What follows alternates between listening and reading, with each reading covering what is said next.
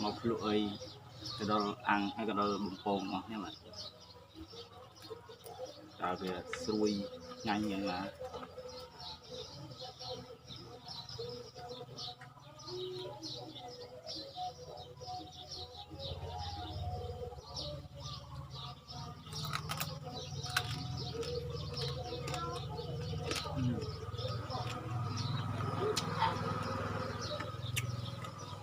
ăn nào ơi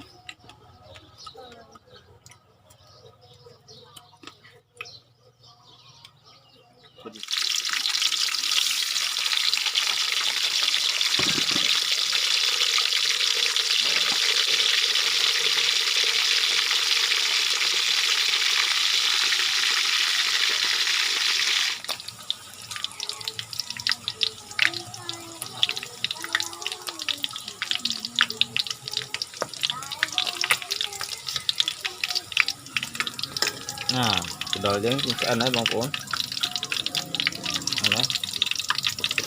trong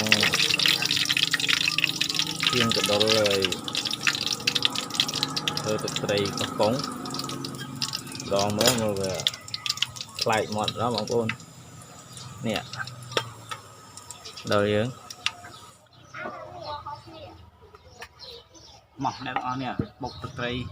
có con on nè bạn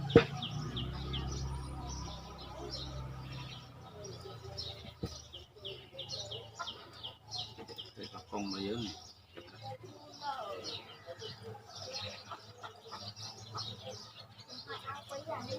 rồi ôi đi tụt nè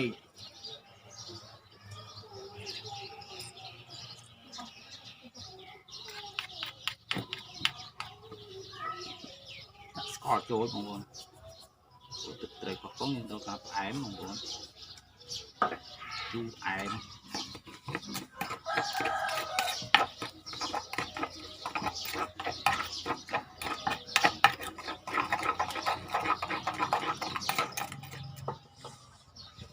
mà những chập đang chặt từ đây những chỗ bằng của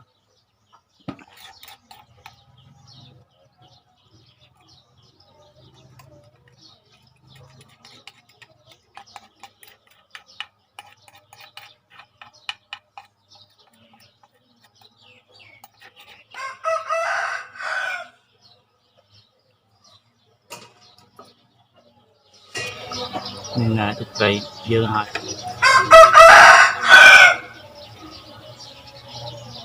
đôi dơ hai ai bông ôn tỏ nhầm ngọt nè mọt nè ngọt nè một lụi cái đó ăn hay cái đó bụng phồng ngọt nha bạn tại vì xui nhanh như là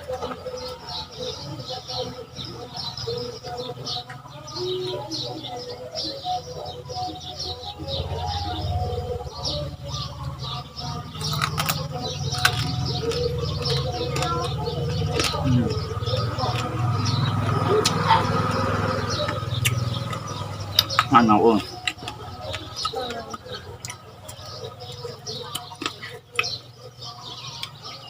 có gì nhanh nè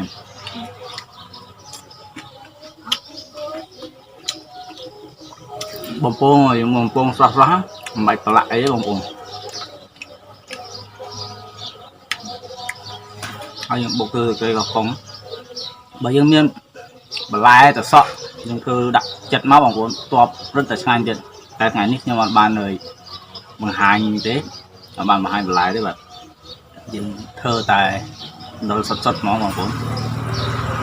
ngắn nhạc đôi sài dương lành mà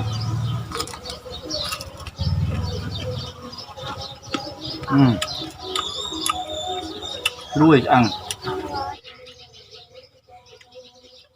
ở đây ngày nay thức bọt của hai có đôi mùi mỏng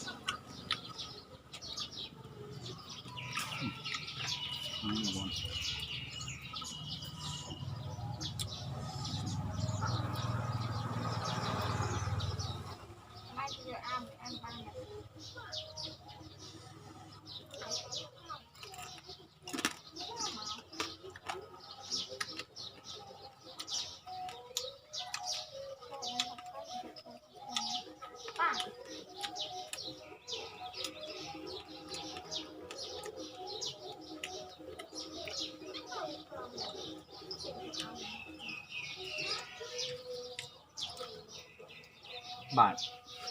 ចឹងជាចុងក្រោយក៏សូមអរគុណដល់បងប្អូនដែលបានទស្សនាវីដេអូរបស់ខ្ញុំតាំងពីដើមរហូតដល់ចប់ចឹងហើយសូមកុំភ្លេចជួយចុច like និងជួយចុច subscribe ខ្ញុំអ្នកមួយផងដើម្បីឲ្យខ្ញុំមានកម្លាំងចិត្តធ្វើវីដេអូជាបន្តទៅទៀតបាទចឹងសូមអរគុណសូមជម្រាបលាហើយតើជួបគ្នាបងប្អូន